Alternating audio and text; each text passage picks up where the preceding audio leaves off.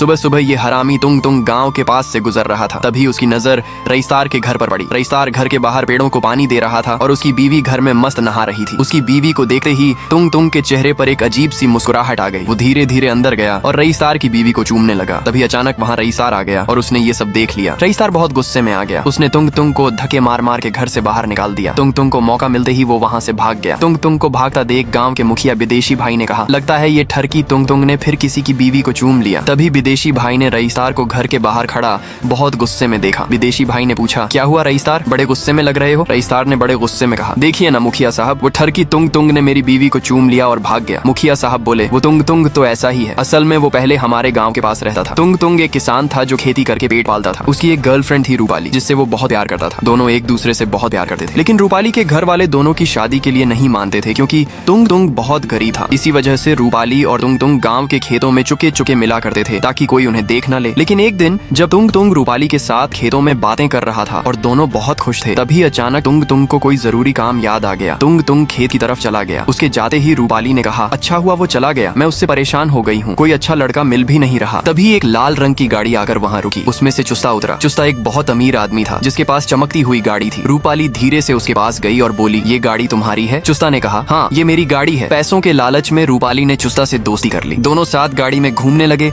और साथ वक्त बिताने लगे। एक दिन जब तुंग तुंग रूपाली को ढूंढ रहा था, तभी उसने रूपाली को चुस्ता के साथ देख लिया। तुंग तुंग का दिल टूटकर चकनाचूर हो गया। और फिर एक दिन रूपाली और चुस्ता ने एक दूसरे से शादी कर ली और दोनों साथ में गांव से चले गए। उस दिन के बाद से तुंग तुंग सदमे में चला गया। दूसरों की बीवियों में उसे रूपाली ही नजर आने लगी। रईसार को अब सब समझ आ चुका था। उसने कहा, बेचारा तुंग तुंग लड़की के चक्कर में पागल हो गया। रईसार बाइक पर बैठा और तुंग तुंग के गाँव पहुंचा। वहाँ उसने तुंग तुंग को हर जगह ढूंढा, लेकिन तुंग तुंग उसे कहीं नहीं मिला। तभी उसे गाँव के बीच में भीड़ दिखी। रईसार जब वहाँ पहुंचा तो देखा तुंग तुंग की लाश वहाँ पड़ी हुई थी। गांव वालों ने बताया कि रूपाली के जाने के बाद तुंग तुंग उदास उदास रहने लगा था और फिर उसने जहर खाकर आत्महत्या कर ली। रईसार की आंखों में आंसू आ गए और वो जोर जोर से रोने लगा। उसके रोने की वजह से पूरा गांव डूब गया। वहीं दूसरी तरफ रूपाली और चुस्ता घर में सो रहे थे। तभी पानी की लहर ने उनके घर को डुबो लिया। इसलिए कहते हैं, जैसा करोगे वैसा भरोगे।